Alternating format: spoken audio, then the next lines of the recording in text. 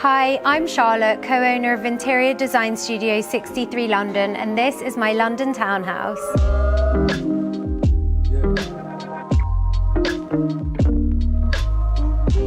Welcome to my home in Regents Park, where I live with my 3 kids and husband. My husband Joe actually bought this house over 10 years ago, and we never planned to live here originally, but after I interior designed the house, we fell in love with it and created our dream family home here. Let's start in the kitchen. The kitchen is the heart of any home, and designing a kitchen in central London can be a little bit more challenging with space restrictions. However, there was a few things that I knew I needed to have in my kitchen, and I'm going to show you how I fitted them all in. The property's a listed building. It was designed over 200 years ago by John Nash, a very famous architect who designed Buckingham Palace and most of Regent Street.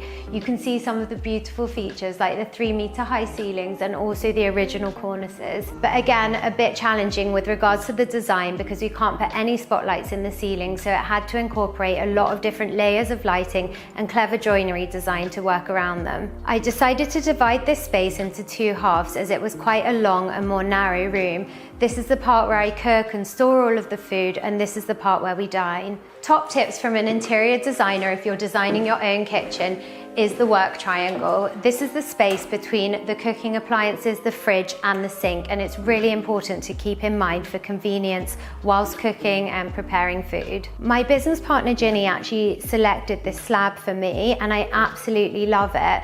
It's a quartzite, not marble, although it has such a beautiful grain, and I love that I managed to use a natural material that's also super durable. You could spill red wine on this, you can spill bolognese on this, any spices when I'm cooking. It's a really hard-working kitchen with 3 kids and a hungry husband to feed. Has there been any spillages so far? Yes, but you would never know. Look, it's spotless. It really doesn't stain, so I would highly recommend this quartzite material for kind of a balance between beauty and durability. In our projects for clients, we always design the kitchen ourselves in-house. Having a bespoke kitchen helps you to get so much more out of the space, and my kitchen's a really good example of that. In a smaller space, you have to use every inch of the space, and a good example of this is here above my hob. I built this cupboard to conceal the extractor fan over the hob, and I use it for storing oils and cooking items that I use whilst I'm cooking, but also items which I don't need every day. Here I concealed the actual hose, which is a bit ugly looking, behind this nice wood to match the kitchen, and it's actually doubled up as our house nut cupboard. One of my sons is really allergic to nuts, and it's much easier to keep him safe segregating them. The other 2 kids do need to eat them, so this is a really good way to store them away from him and also allow me to indulge in my peanut butter addiction in a safe way.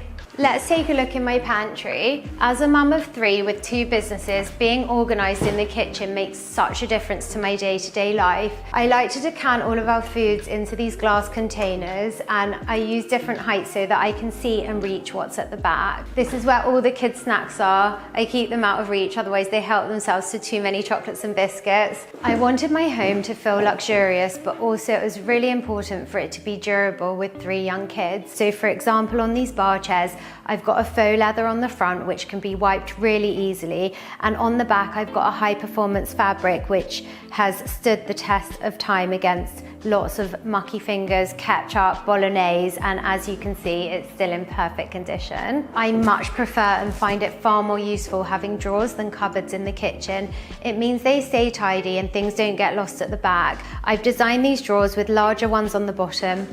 I'm going to open them, but it might be quite messy. This is where we keep like our children's things, our plates and everything we need for the table. Over here I designed our cutlery drawer, and I really ummed and ahed between putting it close to the dishwasher and close to the table, but I'm really glad with the decision that I made. It's just really practical for every day, and if you've forgotten something you can easily get it. I designed this table to fit the space, and I opted for a dark wood to contrast with the main wood, which is the light of the kitchen, and match the floor.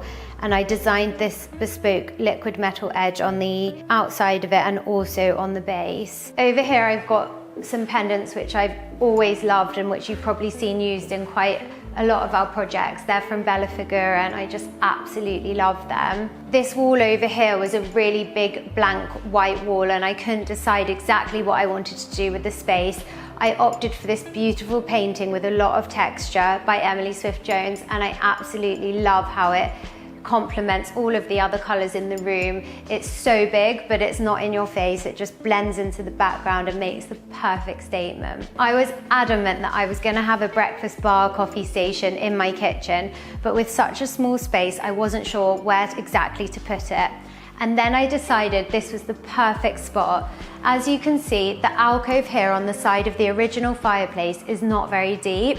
So I did this design. It's sort of like a T shape, if you can see. The stone here is inset in line with this, and then it comes out so that we got the full depth of a drawer.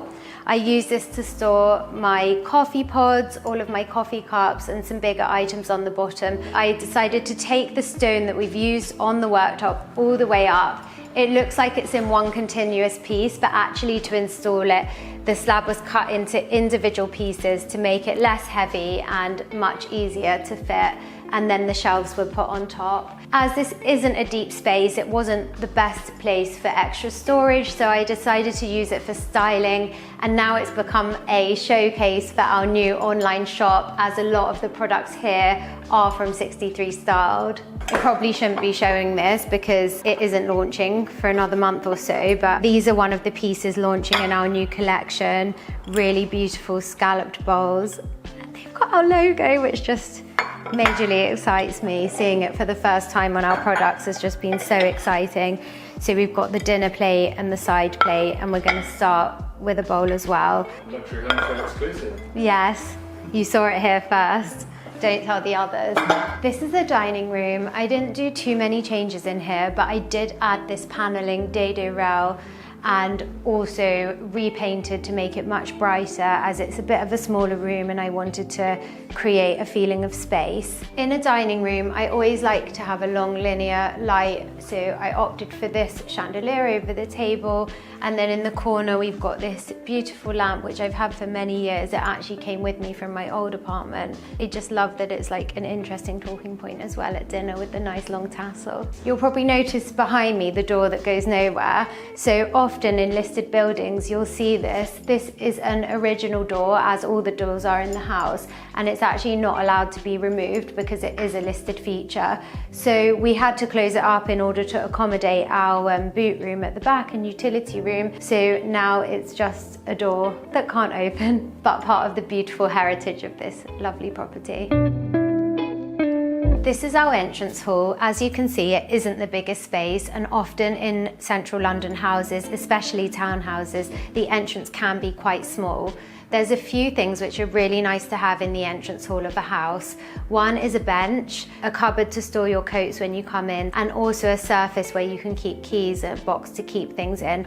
And in this tiny space, I managed to achieve all three. Just down these stairs behind me leads to our utility rooms, and then there's another floor downstairs in the basement with 2 additional bedrooms and 2 additional bathrooms, as well as a wine cellar. As it's a 6-bedroom house and we don't need all of the rooms, I decided to make one of the bedrooms in the basement into our kids' playroom. Let's go upstairs and take a look at the living area. On the half landing is our guest toilet. Originally that was the cloakroom, but I turned it into a guest toilet and also a place for us to keep storage behind the door. Let's go into the living room. And one of the comments I always get from friends and family is, how can I keep it looking so nice with 3 young kids and all these fancy furnishings? It was really important to me when I interior designed our house that none of the rooms would be off limits for the kids.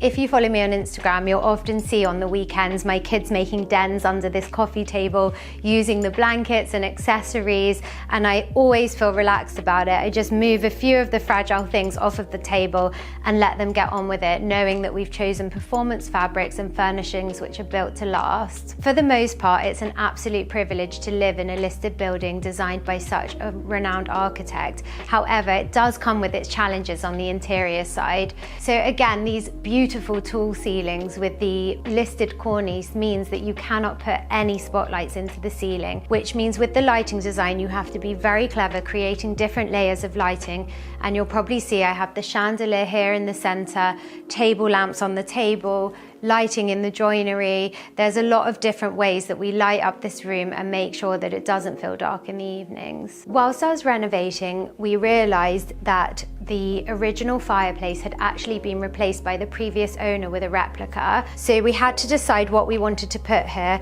And as you can see, I've designed this marble fireplace with marble herringbone tiles inside. The fireplace serves as the focal point in the room and what we centered all of the furniture on, but getting the layout in this room wasn't as simple as it looks now. The alcoves either side of the original fireplace are not only very narrow, but also completely different sizes. You probably didn't notice, as the design I chose was asymmetric, where the shelves are all different shapes and sizes to draw the eye away from the fact that they weren't the same size. This little trolley came with me as well from my old apartment. I like to buy things I love that I can use again, and this is one of them. I just love the antique nature of it and how it brings a more traditional vibe to the more contemporary scheme and a little nod to the history of the house. When I first moved into the house, this first floor landing was completely bare. As you can see, I added a chandelier. We have this beautiful table from my mother and father-in-law that we've placed on a lovely round stark rug, and this tall arrangement with some eucalyptus from our shop just really elevated the interior design of this otherwise unused space. This is our casual TV room where the kids love to hang out after school and relax. I chose a vinyl wallpaper for the wall so that it would be really durable, and as we go upstairs you'll see this is a choice I made in all of my kids' rooms too. This sofa actually came with me from my old apartment. It was lucky it fit perfectly inside the room. I was planning to re-upholster it, but haven't actually got around to it yet. I think, isn't there a saying about cobbler and shoes?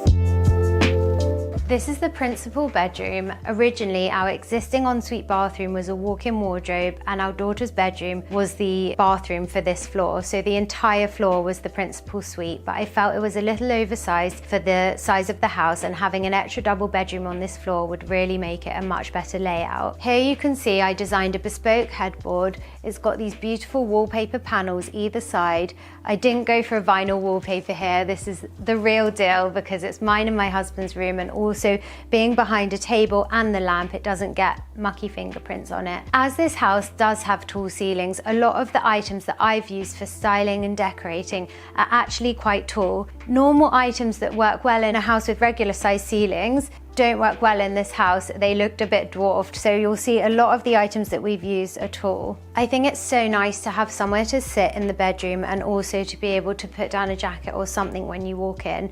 So I love to have this chair and little table next to it. I often have my coffee there in the morning. The wardrobes behind me were already here when I moved in, and it's so great for storage space to keep all of our clothes. This is the principal ensuite. It's quite a small space that used to be my husband's walk-in wardrobe. Took a little bit of convincing to explain to him that we actually should add a second double bedroom on this floor, and I think it's turned out really well. The brief he gave me was that it had to fit a shower, a bath, and a double sink vanity, and I think I nailed the brief.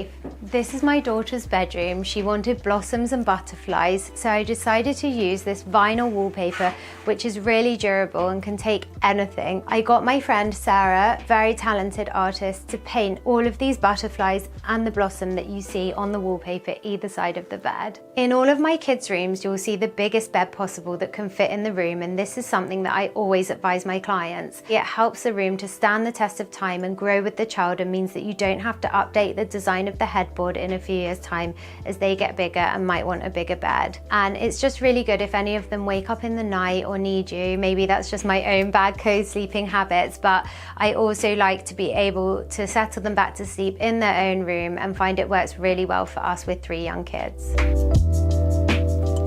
This is the nursery, and each of my 3 kids have actually slept in here. I first designed it when I was pregnant with Ella, and I didn't know the sex of the baby yet, so I kept it really neutral, and it's worked really well because I did go on to have 2 boys. As you can see, there's a little bit of an animal theme going on in this room. With our close proximity to London Zoo, I just thought it would be really sweet to incorporate an animal theme in the baby's nursery. This is my older son Theo's room. I actually gave him the choice whether or not he wanted to move into this room or stay in the nursery when I was pregnant with the baby, and he chose to move into this room because he found it more cozy. The joinery was existing when I moved in, so I worked around it and added again a small double bed because that's what could fit well in here. The wallpaper in here is a vinyl, again, typical little boy making lots of mess, and as you can see, even though it's light, it's washable and wipeable and has stayed very clean. Well, we've reached the end of the tour. I hope you've enjoyed looking around my home. I think I mentioned earlier that I never planned to be here for 10 years, but I'm finally ready to part with this beautiful property, and it is for sale. All of the details can be found below. Thank you so much, Luxury Home Show, for coming, and I'll look forward to seeing you at my next project. Bye for now.